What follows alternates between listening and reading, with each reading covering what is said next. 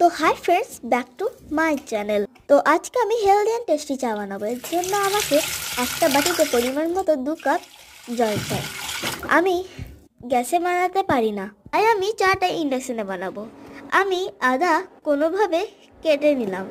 আমি আদা কাটতে জানি না এবং আদাটাকে আমি জলে দিয়ে দিলাম। এবার এটা ফুটুক খানিকক্ষণ। এরপর আমি দিচ্ছি গোলমরিচ আর লং।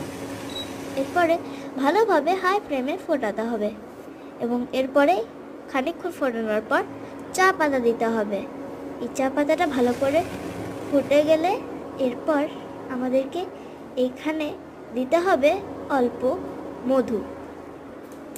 আমার গোলমরিচ দিয়ে পোষায়নি, তাই আমি আরেকটু গোলমরিচ দিয়ে দিলাম এবং এইভাবেই আমাদের হেলদি অ্যান্ড টেস্টি চা একদম রেডি। তো বাই ফ্রেন্ডস।